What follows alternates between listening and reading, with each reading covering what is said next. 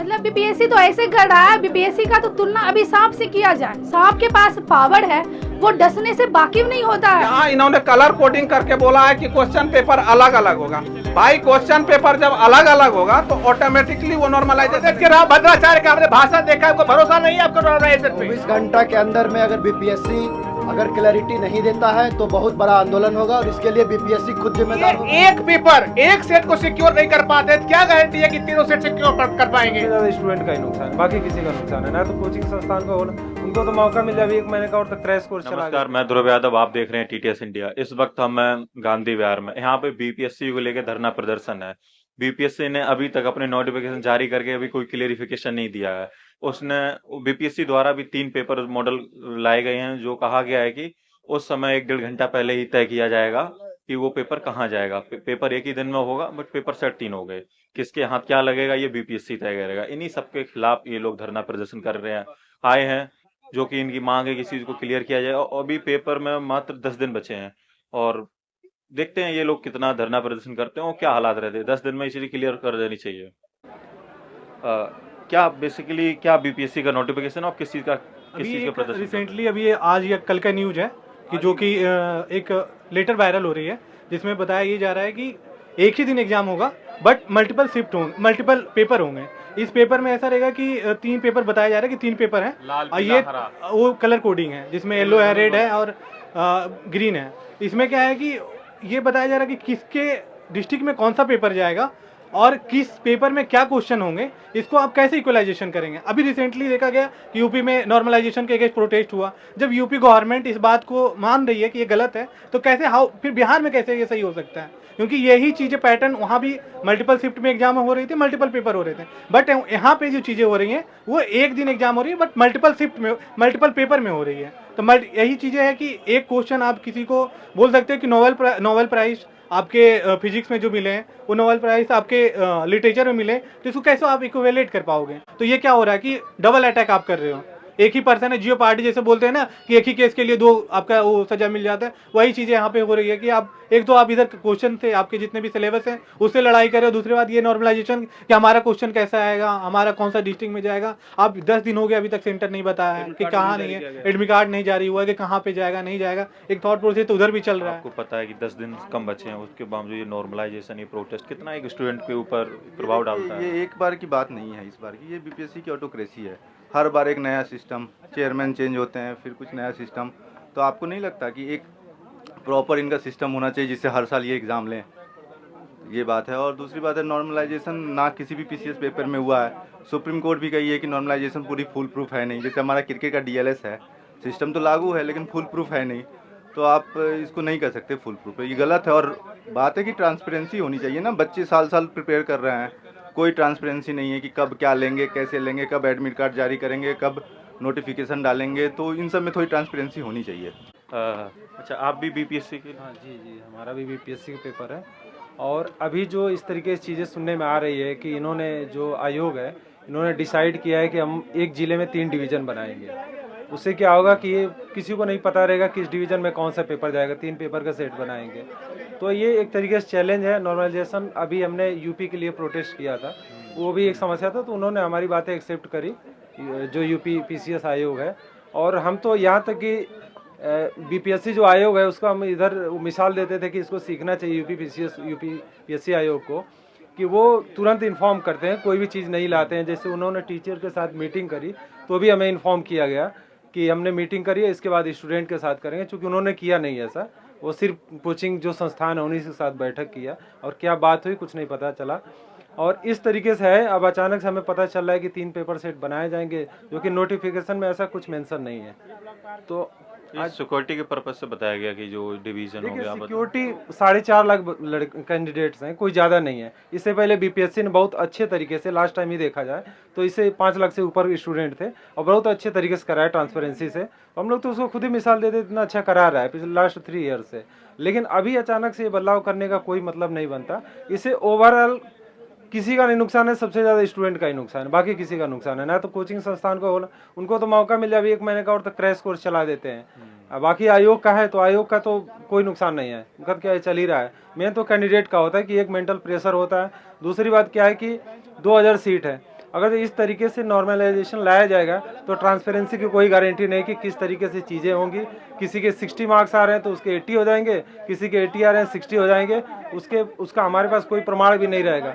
पहले क्या होता था, अगर जो हमने 150 क्वेश्चन में से हमने 130 अटेम्प्ट किया, हमने मिलाया हमारे 110 या 5 आ रहे हैं, वो हम मान के चलते थे कि हमें मेंस की तैयारी करनी चाहिए। लेकिन अभी कुछ नहीं पता है कि हमें उसके बाद मिलाने के बाद हमें करना क्या है, क्योंकि हमें नहीं पता है कि हमारा मार्क्स किस हिसाब से कम किए जाएंगे या फिर बढ़ाए जाएंगे। पेपर 4-5 बनाने से कुछ नहीं होने वाला है। देखिए, जैसे यूपी पुलिस की बात करें, लास्ट टाइम जो पेपर हुआ था कई दिनों में हुआ, पेपर क्यों लीक हो गया? क्योंकि उन्होंने तो बहुत बनाया था, लीक हुआ। तो मैं बस एग्जाम्पल के माध्यम से इतना कह रहा हूँ कि नंबर ऑफ पेपर्स बनाने से कोई फायदा नहीं है, आप उससे लीकेज नहीं रोक सकते। आपको अगर जो लीकेज रोकना है तो आपको काम करना पड़ेगा अपने सिस्टम पे, जिसके थ्रू आप पेपर करवा रहे हैं। तो जो आयोग है, बीपीएससी आयोग है, उस पर इन सब चीज़ों को ध्यान देना चाहिए, ना कि ये सब एक्सपेरिमेंट करने की जरूरत है कि 4 पेपर बना दे, 3 पेपर बना दे, उससे कोई फायदा नहीं होगा। बेसिकली मांग क्या है आप लोगों की? मांग ये है, आयोग की तरफ से एक नोटिस आया है जिसमें कलर कोडिंग है, वो कलर कोडिंग साफ रिफ्लेक्ट करता है नॉर्मलाइजेशन को। और ये नॉर्मलाइजेशन जब होगा तो स्वाभाविक हो, ह्यूमैनिटी में नॉर्मलाइजेशन जैसा कुछ नहीं होता है। इसका कोई बैरोमीटर नहीं है कि कौन सा क्वेश्चन आसान है और कौन सा क्वेश्चन भारी है। ये साइंस डोमेन में चलता है कि 2 जोड़ 2 4 होता है और इंटीग्रेशन करना डिफिकल्ट है। इसमें क्लास हायरार्की दिखाता है। ये खानवा का युद्ध कब हुआ था और पानीपत का कब हुआ था, ये तय नहीं करेगा कि बैरोमीटर की भारी कौन है। आप वो क्वेश्चन जानते हैं, हो सकता है मैं नहीं जानता हूँ। तो उसका यहाँ इन्होंने कलर कोडिंग करके बोला है कि क्वेश्चन पेपर अलग अलग होगा। भाई, क्वेश्चन पेपर जब अलग अलग होगा तो ऑटोमेटिकली वो नॉर्मलाइजेशन, एक फार्मूला उनके पास होगा रिजल्ट जाली करने का, जो कि हम लोग चाह नहीं रहे हैं। अच्छा, उनका कहना ये कि इससे पेपर लीक होने की संभावना कम हो जाएंगी। वो सिक्योरिटी का कोई पैरामीटर नहीं होता। आपके पास अगर लॉ एंड ऑर्डर की पर्याप्त सुविधा है तो फिर ये सब झमेला करने का, इससे पहले की पहली मर्तबा हो रहा है बीपीएससी क्या। इससे भी दूसरी बात है कि ये कमीशन के जो चेयरमैन हैं इतना डल और नन मतलब चेयरमैन होते हैं क्या कि कुछ भी मतलब वो ना कुछ करना ना इंफॉर्मेशन देना, अचानक से बम फोड़ देंगे तो लोग वो बर्दाश्त करने के लिए। एक बार कैमरा आप अपना घुमा दीजिए, और ये तो मैं एक छोटा सा टुकड़ी दिखा रहा हूँ, चाहेंगे तो काफिला खड़ा कर देंगे। अब भी मुझे लगता है कि बताना होगा कि रीजन क्या है प्रोटेस्ट का। मुझे नहीं लगता है, रीजन एक ही है कि कलर कोडिंग का जो ये प्रोसेस है जो सर्कुलेट हो रहा है न्यूज में, एक नोटिस उसमें कलर कोडिंग किया हुआ है। स्वाभाविक है कि उसमें नॉर्मलाइजेशन का ही फार्मूला लगेगा, तभी वो डिफरेंट पेपर का रिजल्ट पब्लिश होगा, अदरवाइज दैट्स जस्ट इम्पॉसिबल। अरे भाई भैया छोड़िए, भाई भावनाओं को समझिए। भाई स्पेलिंग को छोड़ दो। अरे आजकल शॉर्ट। दूसरा चीज ये है क्या, आइए बोलिए आइए इधर आइए बोलिए। मेरा सवाल ये है कि इनसे एक से थोड़ा हेलो मेरा 2-3 सवाल ये है। सबसे पहला सवाल ये है कि ये एक सेट बनाते हैं तो उसमें कम से कम 10 गलतियां रहता है। आयोग को 10 क्वेश्चन रिलेट करना पड़ता है, तो अगर 3 सेट बनाया जाएगा तो कितना क्वेश्चन रिलेट किया जाएगा, पहला सवाल। दूसरा सवाल ये कि ये एक पेपर एक सेट को सिक्योर नहीं कर पाते, तो क्या गारंटी है कि तीनों सेट सिक्योर कर पाएंगे? ये हम मुझे एक चीज समझ में नहीं आता है कि कलर कोडिंग अगर कर दिया जाए, क्या इससे पहले बीपीएससी में एग्जाम नहीं हुआ है क्या? और सिक्योरिटी का पर्पस है तो that is solely the failure of law and order, अगर वो प्रोवाइड नहीं करवा पाते हैं। यूपीएससी भी पेपर कंडक्ट करती है, कभी आपने सुना है क्या लीक हुआ है? मुझे नहीं लगता, और ना ही उसके क्वेश्चन पेपर पर कोई उंगली उठा सकता है, क्योंकि वो ठोक बजा के क्वेश्चन पूछता है। आपके यहाँ एक पेपर में 5-7 क्वेश्चन गलती रहता। मेरा सिंपल सा ये अभी का प्रोटेस्ट का वो है एजेंडा कि नॉर्मलाइजेशन का ही फार्मूला उसमें लगने लगेगा, जो कि कहीं ना कहीं फेल वाले जो है पास कर जाएंगे, पास वाले फेल कर जाएंगे। भाई भरोसा नहीं है। उत्तर प्रदेश के राव भद्राचार्य का हमने भाषण देखा है, आपको भरोसा नहीं है आपको नॉर्मलाइजेशन पे? सीधा हम लोगों का एक ही मुद्दा है कि हमें नॉर्मलाइजेशन नहीं चाहिए, और इसे जल्द से जल्द आयोग का अध्यक्ष से हमें निवेदन है कि वो जल्द से इसे नोटिफिकेशन निकाल के ये क्लियर कर दे, ताकि हम लोग पढ़ाई पर ध्यान दे सकें। धन्यवाद। मेरा एक ही मकसद है कि नॉर्मलाइजेशन लागू नहीं होना चाहिए, स्टूडेंट को इसके भटकाना नहीं चाहिए, क्योंकि बीच में उसको पढ़ाई डिस्टर्ब हो रहा है। हम लोग का क्या होना चाहिए, अभी 13 दिसंबर को एग्जाम है, 13 दिसंबर को एग्जाम है, 10 दिन बचे हैं। हम लोग को क्या होना चाहिए कि पढ़ाई 3x में होना चाहिए, रैपिड रिवीजन होना चाहिए। हम लोग किस बात पे इकट्ठा हुए कि नॉर्मलाइजेशन नहीं हो, ये ना हो। नॉर्मलाइजेशन की बात ही नहीं है। जब इतना साल से पेपर कराए आ रहे हैं, बीपीएससी कराए जा रहे हैं, तो फिर ये क्यों मतलब मल्टीपल पेपर बनाने का और फिर मल्टीपल करप्शन करने का ये चांसेस है ना बिल्कुल, कि कौन सा डिस्ट्रिक्ट में कौन सा पेपर जाना है, कौन सा डिस्ट्रिक्ट में कौन सा पेपर नहीं जाना है। ये तो सोल अथॉरिटी क्या हो जाएंगे, चेयरमैन के हाथ में हो जाएंगे कि ये डिस्ट्रिक्ट को फेवर कर देना है, ये डिस्ट्रिक्ट को फेवर नहीं करना है।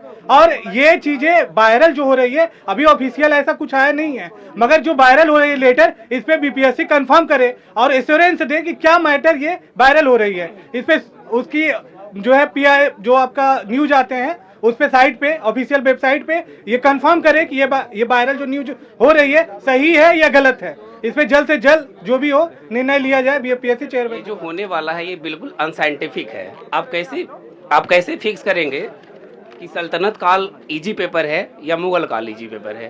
तो जो आप नॉर्मलाइजेशन का जो पद्धति ला रहे हैं ये बिल्कुल अनसाइंटिफिक है, ये नहीं होना चाहिए। इसलिए हम लोग नॉर्मलाइजेशन के खिलाफ इकट्ठा हुए हैं और ऐसे ऐसे धीरे एसोसिएट होंगे। Thank you. 24 घंटा के अंदर में अगर बीपीएससी अगर क्लैरिटी नहीं देता है तो बहुत बड़ा आंदोलन होगा और इसके लिए बीपीएससी खुद जिम्मेदार होगा, क्योंकि पिछले 1 मंथ से आयोग ने जिस तरह से छात्रों के साथ मानसिक प्रताड़ना किया है, इसके लिए हम सभी यहाँ से गुजर रहे हैं और अभी पढ़ाई करने के समय में हम आंदोलन कर रहे हैं। तो ये कहीं से भी अच्छा निशानी नहीं है। इसलिए आयोग 24 घंटा के अंदर में क्लैरिटी दे, नॉर्मलाइजेशन कर रहा है नहीं कर रहा है, क्योंकि जो अभी पत्र वायरल हो रहा है वो ऑफिशियल नहीं आया है।